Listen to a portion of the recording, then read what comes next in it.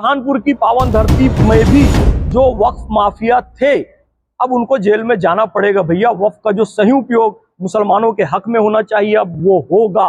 ये बात आप समझ लीजिए। मोहम्मद फैज खान पहुंचे थे। इन्होंने इच्छेश्वर हनुमान समिति की सदस्यता ग्रहण की है, वो भी आजीवन। और इन्होंने प्रेस वार्ता में क्या कुछ कहा है मोहम्मद फैज खान ने, आइए हम आपको दिखाते हैं। यह वही मोहम्मद फैज खान है जो गौ सेवक कहलाते हैं, जिन्होंने हजारों किलोमीटर की पैदल यात्रा की है गौ सेवा के लिए। आइए। मुस्लिम सदस्य नियुक्त नहीं होते हैं, तो बहुत सारे लोग बोलते हैं कि मंदिरों में भी मुस्लिम सदस्य नियुक्त होते हैं।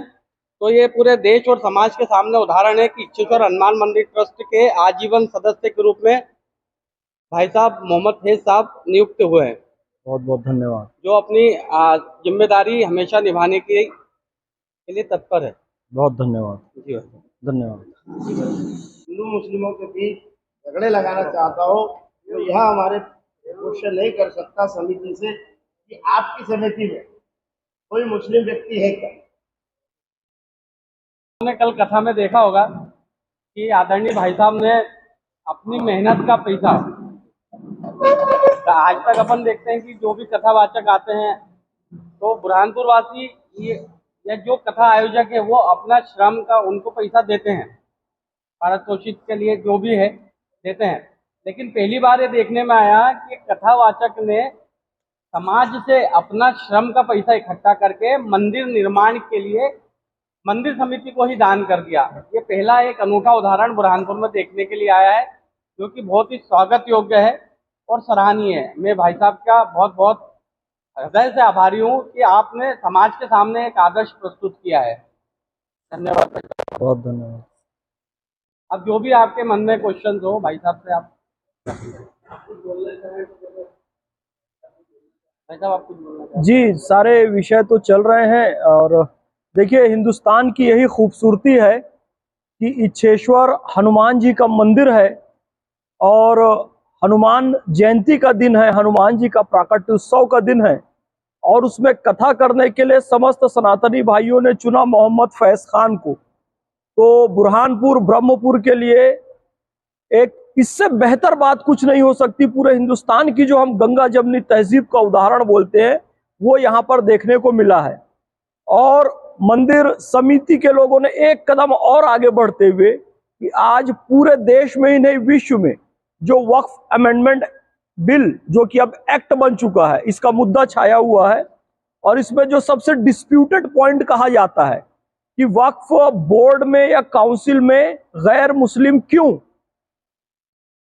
तो उसका भी इन्होंने केवल बोलकर जवाब नहीं दिया, बल्कि करके दिखाया कि भाई मंदिर समिति में, इच्छेश्वर हनुमान जी की मंदिर समिति में मोहम्मद फैज खान एक गैर हिंदू को, एक मुसलमान को इन्होंने आजीवन सदस्य घोषित कर दिया। जो मां गंगा गौशाला है बेड़िया खुर्द की, जहां पर देव नारायण जी का भव्य मंदिर बन रहा है, मैं उसमें भी आजीवन सदस्य हूं।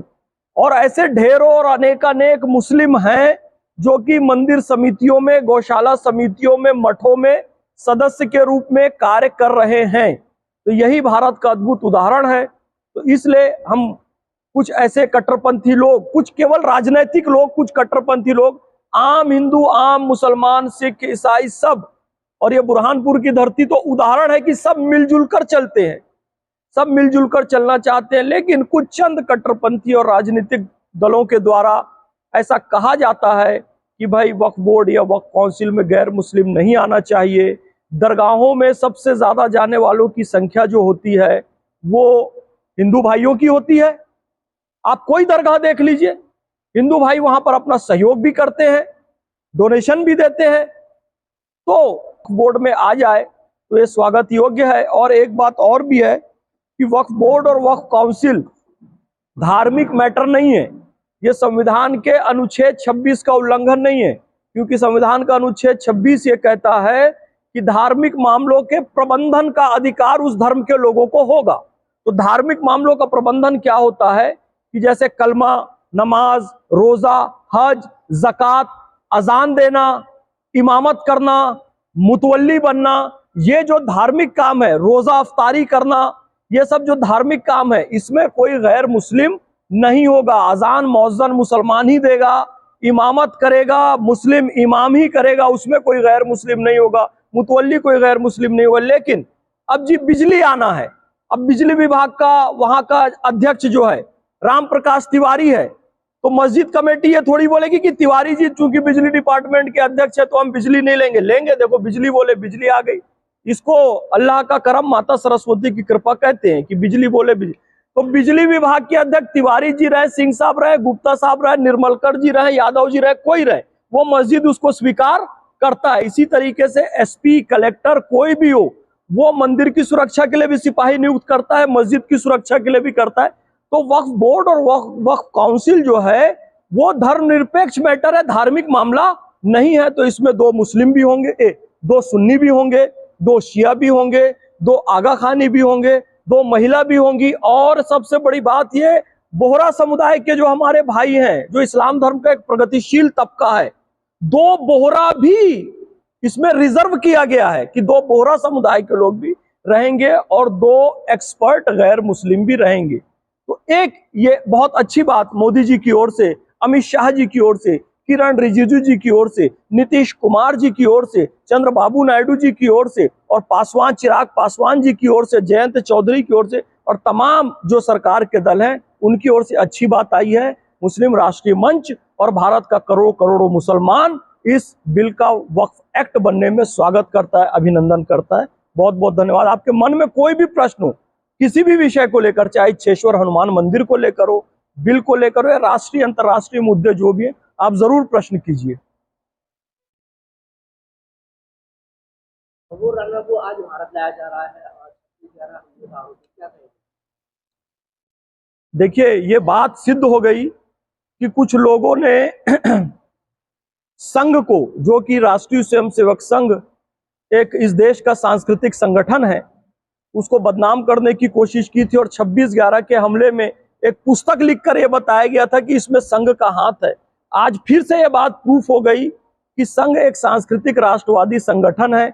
26/11 के हमले का जो मुख्य आरोपी है वो तहव्वुर राणा है, और बड़ा हर्ष का विषय है, ये भारत सरकार की एक कूटनीतिक जीत है कि तहव्वुर राणा को इस देश में पुनः वापस लाया जा रहा है और कानून के तहत उसे सजा दी जाएगी। हम सरकार के इस कदम का स्वागत करते हैं।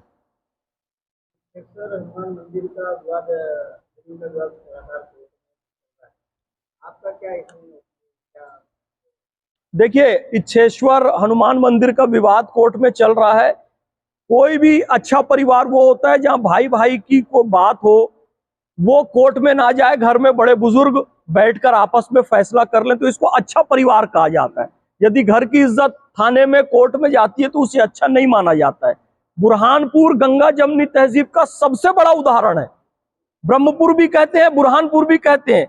सैयदना साहब और बोहरा समुदाय की ये बहुत पवित्र भूमि है, धर्म भूमि है, कर्म भूमि है। मैं गुरुद्वारे होकर आया, गुरुद्वारे में इतना अच्छे से व्यवस्थाएं हैं, सभी धर्म के लोग जा रहे हैं, यहाँ पर मंदिर है, ताप्ती मैया है, सब कुछ है। तो ये सबसे पहले तो मेरा निवेदन है कि मामला आपस में बैठकर सुलझा लें। कोर्ट सेकेंडरी चीज, पर कोर्ट में चला ही गया है। तो जैसे हम बार बार कहते हैं, यदि कोई मामला कोर्ट में है तो हम सब एक भारतीय होने के नाते कोर्ट के डिसीजन का सम्मान करें। कोर्ट जो भी कहेगा, जो भी निर्णय देगा, उसका सम्मान करें।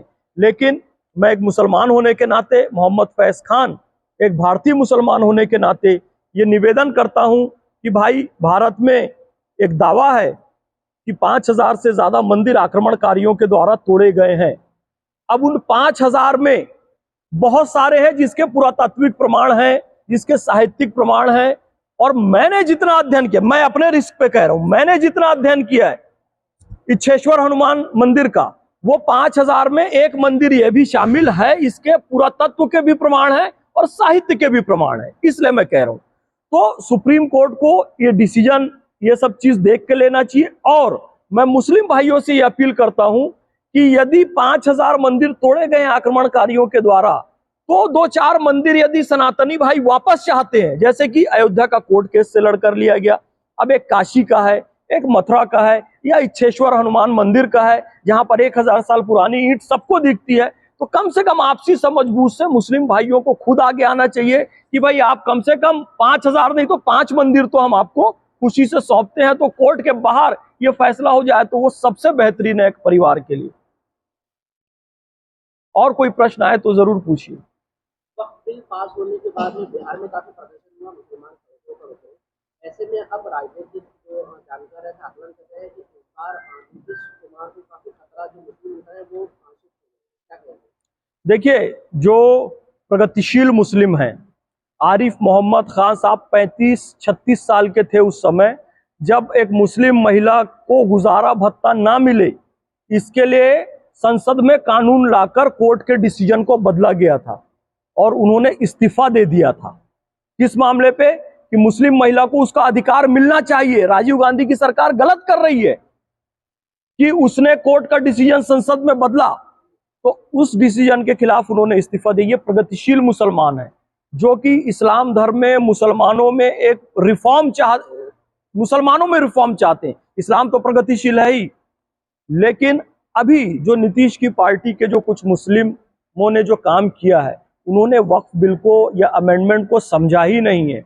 वो केवल चंद कुछ कट्टरपंथियों के इशारे पर उन्होंने इस्तीफा दे दिया है। फिर कहता हूं, भारत में इस्लाम आया ख्वाजा मोइनुद्दीन चिश्ती अजमेरी रहमतुल्लाह अलैह से। ख्वाजा साहब के दरबार में अभी प्रमुख जो दीवान साहब है नसरुद्दीन चिश्ती साहब, उन्हीं के कारण हम लोग मुसलमान बने हैं आज से 800 साल पहले। उस दर से ये बात आ गई है कि वक्फ एक्ट मुसलमानों के हक में है। अजमेर से एक दूसरा बड़ा दर है बरेली शरीफ। बरेली शरीफ के मौलाना शहाबुद्दीन रिजवी साहब कहते हैं जी बड़े कट्टरपंथी हैं, शमी वगैरह पे उन्होंने बयान दिया था, लेकिन वक्फ एक्ट के मामले में उन्होंने भी कहा कि यह वक्फ एक्ट मुसलमानों के हक में है। जब मुस्लिम पर्सनल लॉ बोर्ड विरोध कर रहा है तो महिला विंग ये कह रही है नहीं, ये हमारे हक में है। ऑल इंडिया इमाम ऑर्गेनाइजेशन के अध्यक्ष मौलाना उमैर इलियासी कह रहे हैं ये हमारे हक में है। मौलाना कौकब मुस्तफा कह रहे हैं शिया धर्म गुरु ये हमारे हक में है। मुस्लिम राष्ट्रीय मंच के हम लाखों लाख सदस्य, करोड़ों करोड़ों मुसलमान जो पढ़ने लिखने वाले समझदार हैं, कह रहे हैं ये हक में है। तो ये जो इस्तीफा दे रहे हैं ना, ये पॉलिटिकली मोटिवेटेड मुसलमान हैं। सचमुच में यदि मुसलमान हैं तो हम नीतीश जी के साथ हैं। और हमने तो पहले ही कहा, हम ट्रिपल एन को धन्यवाद देते हैं। ट्रिपल एन कौन? Narendra, Nitish, Naidu. Thank you so much कि मुस्लिम महिलाओं के हक में, मुस्लिम बच्चों के हक में, मुस्लिम नौजवानों के हक में आपने काम किया। अरबों खरबों की वक्फ की प्रॉपर्टी थी जिसका फायदा चंद रुपयों में आ रहा था। मात्र 106 रेलवे के बराबर भूमि, फायदा 126 करोड़ रुपए सालाना। सच्चर कमेटी की रिपोर्ट कहती है भाई यदि हो जाए 10% भी तो 12,000 करोड़ रुपए सालाना आएगा। तो नीतीश जी को कोई नुकसान नहीं होने वाला है, चंद्रबाबू नायडू को कोई नुकसान नहीं होने वाला है। कुछ बैकवर्ड सोच के लोग जाएंगे तो नई सोच के लोग आएंगे, हमारा ऐसा मानना है। मध्य प्रदेश में भोपाल के बाद बुरहानपुर एक ऐसा शहर है जहाँ मुस्लिम सबसे ज्यादा रहती है। के बावजूद यहाँ पर वक्फ की संपत्तियों पर कई धनान्य लोगों ने कब्जा कर रखा है, इसको लेकर आप क्या कहें? देखिए, बुरहानपुर में चूंकि मैं आया हुआ हूँ, फिर मैं कह रहा हूँ कि ये गंगा जमनी तहजीब वाला नगर है और भगवान अल्लाह इसकी शांति, अमन, चैन, भाईचारा हमेशा बनाए रखे। आमीन बोलिए, तथास्तु बोलिए कि अल्लाह ऐसा ही करे। अब ये बुरहानपुर की समस्या नहीं है, पूरे भारत की समस्या है। आज से 100 साल पहले लीज पर लिया वक्फ की प्रॉपर्टी को। देखिए वक्फ क्या होता है समझिए, कोई अल्लाह की राह में दान देता है कि इसका सदा सदा के लिए लाभ गरीबों को मिलता रहे, उसको वक्फ करना कहते हैं। और इसको सदका जारिया कहते हैं कि हमेशा के लिए मिलता रहे।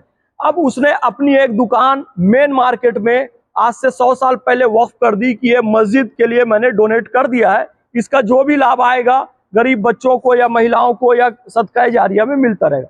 तो 100 साल पहले उसका किराया था 10 रुपए।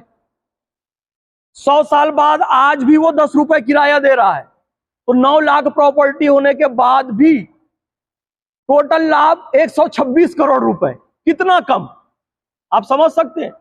कई सारी ऐसी 5 स्टार होटल के नाम आए हैं जो आज महीने का केवल 50,000 रुपए किराया दे रहे हैं। 5 स्टार होटल 50,000 रुपए किराया, करोड़ों रुपए महीना कमा रहे हैं।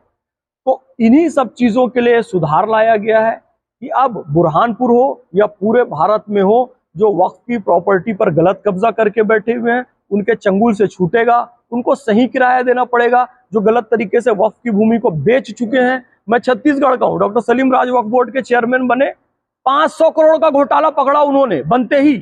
अब उन सबको जेल होगी, उन सबको सजा होगी, अब वास्तविक सजाएं होंगी, नाम मात्र की नहीं होगी। तो बुरहानपुर की पावन धरती में भी जो वक्फ माफिया थे, अब उनको जेल में जाना पड़ेगा भैया। वक्फ का जो सही उपयोग मुसलमानों के हक में होना चाहिए, अब वो होगा, ये बात आप समझ लीजिए।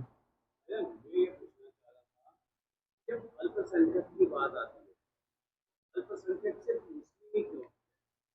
अल्पसंख्यक क्या जेल नहीं है? अल्पसंख्यक क्या सिख नहीं है? अल्पसंख्यक क्या क्रिश्चियन नहीं है? वक्फ बोर्ड का एक फायदा मिल रहा है कि अल्पसंख्यक के लिए कि मुसलमानों के लिए? तो कहना चाहूंगा, मैं मुझसे आप व्यक्तिगत पूछे, मोहम्मद फैज खान व्यक्तिगत विचार दे तो मुसलमान अल्पसंख्यक है ही नहीं भारत में। दुनिया में सबसे ज्यादा मुसलमान अभी इंडोनेशिया को भी क्रॉस कर चुके हैं। दुनिया के सबसे ज्यादा मुसलमान भारत में रहते हैं, दुनिया की सबसे ज्यादा मस्जिदें भारत में हैं, इस्लाम के जो तमाम 72 फिरके हैं वो सबसे ज्यादा सुरक्षित भारत में है। मुसलमान सेकेंड लार्जेस्ट मेजॉरिटी है, माइनॉरिटी नहीं है। बिल्कुल मैं कह रहा हूं कि माइनॉरिटी तो कहेंगे पारसियों को जी, ईसाइयों को कहेंगे, सिखों को कहेंगे, बौद्धों को कहेंगे, जैनों को कहेंगे, ये माइनॉरिटी है। लेकिन जो वक्फ बोर्ड का जो वक्फ वाकिफ जिसने जिस नियत से वक्फ किया है, दान किया है, तो वक्फ जो होता है, ध्यान से सुनिएगा, वो एक धार्मिक क्रियाकलाप होता है कि मैं एक मुसलमान हूं और मेरी इच्छा हुई कि अब मैं भाई जीवन लीला समाप्त होने वाली है, ऐसा लग रहा है कि भाई 70 साल 80 साल की एज हो गई, तो मैंने अपनी प्रॉपर्टी मस्जिद के नाम दान कर दी, यानी कि वक्फ कर दी, और मेरी इच्छा है कि इसका धार्मिक कार्यों में उपयोग हो।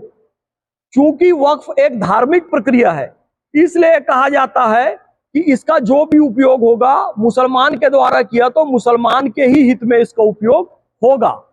लेकिन इस्लाम का जो मानवीय दृष्टिकोण है वो कहता है कि दान की राशि या दान की भूमि सर्व मानव कल्याण के लिए उपयोग हो सकती है। तो आपके प्रश्न का उत्तर देते हुए मैं एक चीज जोड़ता हूं, हालांकि अमित शाह जी ने, किरण रिजिजू जी ने यह कहा है कि सिर्फ और सिर्फ मुसलमानों के लिए होगा, सभी अल्पसंख्यकों के लिए नहीं होगा।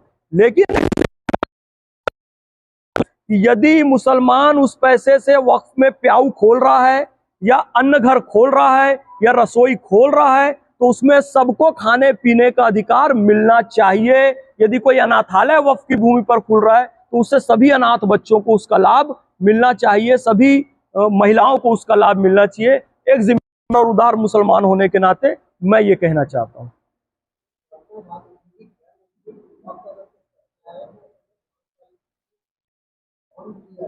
हाँ, वो उसको बिल्कुल क्लियर समझना चाहिए। प्रैक्टिसिंग मुस्लिम कहा है तो कई लोग ये कह रहे हैं कि जी 5 साल तक वो कलमा, नमाज, रोजा, हज, ज़कात कर रहा है, पढ़ रहा है कि नहीं, उसके घर में कैमरा लगा के देखोगे क्या?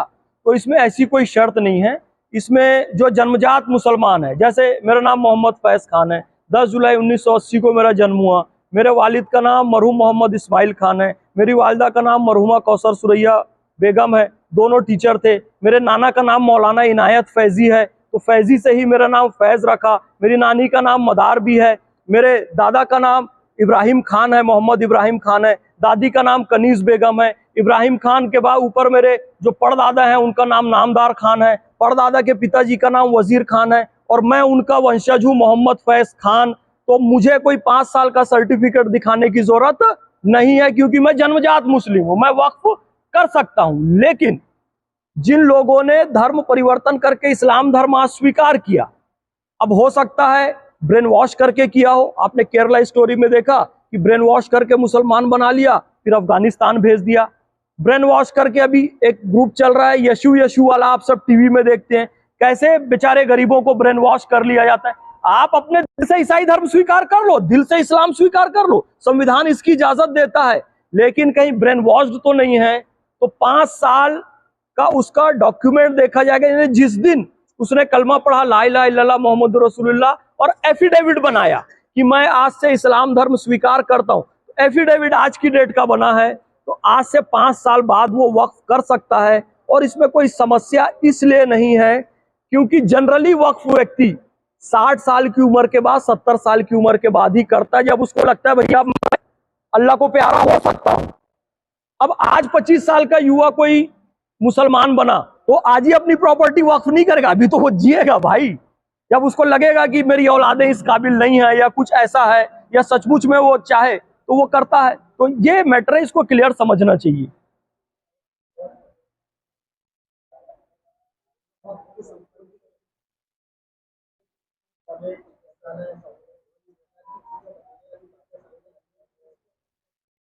बिल्कुल बिल्कुल, ये तो होना ही चाहिए था। सच्चर कमेटी की रिपोर्ट ने कहा, मैंने बताया 10% भी इसका सही उपयोग होता वक्फ प्रॉपर्टी का तो 12,000 करोड़ रुपए सालाना का लाभ होता। तो उससे कितने स्कूल कॉलेज बन सकते थे, अस्पताल बन सकते थे, स्किल सेंटर्स खुल सकते थे। अब ये सारी चीजें होगी, ऐसी हम आशा करते हैं। वक्फ बोर्ड में अच्छे लोग आएंगे और मोदी जी ने और अमित शाह जी ने और किरण रिजिजू जी ने जो वचन दिया है वो वचन अवश्य पूरा होगा। वक्फ जो है, वक्फ की जमीनों को जो जिन भूमाफियाओं ने कब्जा किया था उसके चंगुल से मुक्त होगी और मुसलमानों को उसका अधिकार मिलेगा। और वाकिफ ने जिस नियत से वक्फ किया था, जिस व्यक्ति ने जिस नियत से, वो नियत पूरी होगी, ऐसी अपेक्षा है वर्तमान सरकार के द्वारा।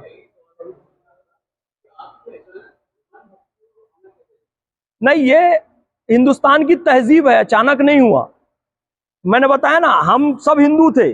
आज से 800 साल पहले ख्वाजा गरीब नवाज हिंदुस्तान की धरती पर आए, ख्वाजा मोइनुद्दीन चिश्ती अजमेरी रहमतुल्लाह अलैह, उनके हाथों करीब 90 लाख हिंदुओं ने इस्लाम धर्म स्वीकार किया। तो हमारे बाप दादा तो हिंदू थे, हनुमान जी को भी पूछते थे, राम जी को भी पूछते थे, कृष्ण जी को भी। आज कहते हैं कि जी हम अल्लाह के सिवा किसी को नहीं पूजेंगे, हम इबादत केवल अल्लाह की करेंगे। लेकिन हमारे बाप दादा जिनको पूछते रहे, हम कम से कम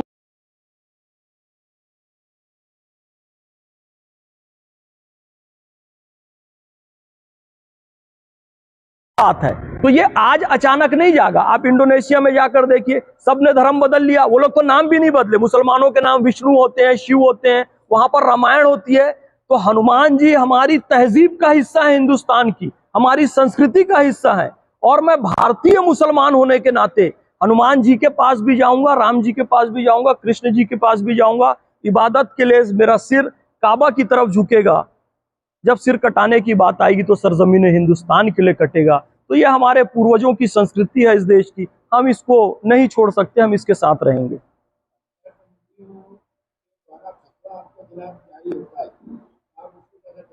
देखिए, फतवा का मतलब केवल इतना होता है, आपने कोई सलाह ली, जैसे कि आप हिंदू धर्म के बुजुर्ग हैं, अब कोई आपके पास आके पूछेगा काका देखो वो महिला बिना घूंघट के घूम रही है, तो इस पे क्या है, आप एक मौखिक लिखित में दे दोगे कि भाई ये बिना घूंघट के घूम रही है, कोई बात नहीं, नौकरी करने जाती है, कितना घूंघट लेकर जाएगी, तो ये बिना घूंघट के जा रही है तो सही है। तो आपने कहते हो आपका फतवा हो गया। या फिर कोई कट्टरपंथी है कहेगा नहीं नहीं नहीं नहीं, वो नौकरी करने जाए, कुछ करे, सेना में रहे, पुलिस में रहे, महिला है तो उसको घूंघट लगाना पड़ेगा। तो कोई कट्टरपंथी होगा तो ऐसा फतवा देगा। अब मेरे खिलाफ फतवे मौखिक बहुत आते हैं, यानी कि ये काफिर है, ये तो इस्लाम से खारिज हो गया है, ये तो आरएसएस का आदमी है, ये तो पैसों में बिक गया है। मौखिक फतवे बहुत सारे मौलाना देते रहते हैं, लिखित में किसी ने अभी तक नहीं दिया है। और हम ये मानते हैं वतुइज़्ज़ु मन तशा वतुज़िल्लु मन तशा बेअदिकल खैर इन्नका अला कुल्लि शैइन कदीर। इज्जत और जिल्लत अल्लाह के हाथ में है, जो हर शय पर कादिर है। अल्लाह हमारे हाथ है, हमारा ये लिखित में आए तो भी ठीक है, मौखिक बोल दिया, लिखित में बोल दिया, ठीक है, स्वागत है। सब पॉजिटिव फतवे देने वाले भी बहुत है। अभी ये क्या है, ये सनातन के हिसाब से पॉजिटिव फतवा है ना, ये तो इस्लाम के हिसाब से भी पॉजिटिव फतवे देने वाले बहुत सारे हैं, वो देंगे। क्योंकि मौखिक में निगेटिव फतवा भी आता है और मौखिक में पॉजिटिव भी आता है। तो यदि मौखिक लिखित में निगेटिव आएगा तो पॉजिटिव देने वाले भी बहुत सारे हैं।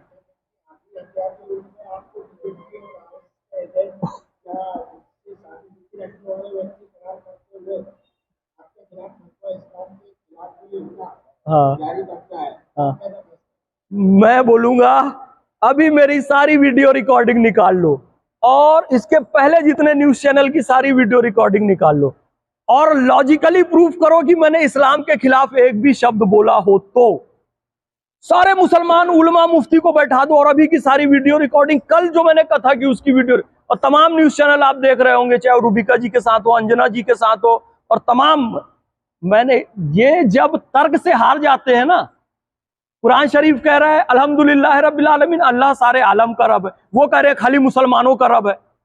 तो आप लॉजिकली जब हारने लगते हैं तो कोई तर्क नहीं, आरएसएस का आदमी है, बीजेपी का आदमी, भाई तार्किक बात कर, मैंने क्या गलत बोला है वो कह के बता। वो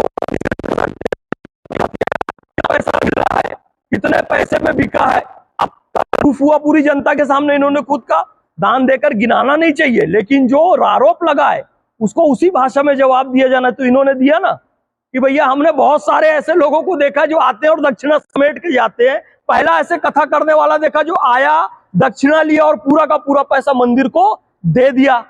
तो ये उनकी ये बात भी खारिज हो गई कि ये पैसे के लिए कर रहा है। हम हक और इंसाफ के लिए कर रहे हैं। हम इस देश में रहते हैं, हिंदू भाइयों की आस्था का सम्मान करना हमारा कर्तव्य है। अब आप उच्चेश्वर हनुमान मंदिर के आजीवन सदस्य बन गए हैं, तो आप कोई पहल करेंगे बीच रास्ते के उच्चेश्वर हनुमान मंदिर और दरगाह की बीच रास्ते? बोल दिया मैंने, मीडिया के सामने बोल दिया ये बात कि कोर्ट में मामला जाए वो अच्छा परिवार नहीं माना जाता है। परिवार के बड़े बुजुर्ग बैठकर फैसला निकाल लें वो अच्छी बात है। क्योंकि अब कोर्ट में मामला चला गया है तो हमारे जो मुस्लिम भाई यहाँ पर हैं और जो सनातनी भाई यहाँ पर हैं, इस बात का प्रयास करें कि एक पवित्र स्थान में लकुम दीनकुम वलिय दीन, सब अपने अपने दीन का पालन करें और सहयोग करके एक मंदिर का ठीक ठाक निर्माण कर दें कि उधर नमाज भी हो और इधर हनुमान जी की आराधना भी हो और एक गंगा जमुनी तहजीब का एक अच्छा उदाहरण दुनिया के सामने प्रस्तुत हो।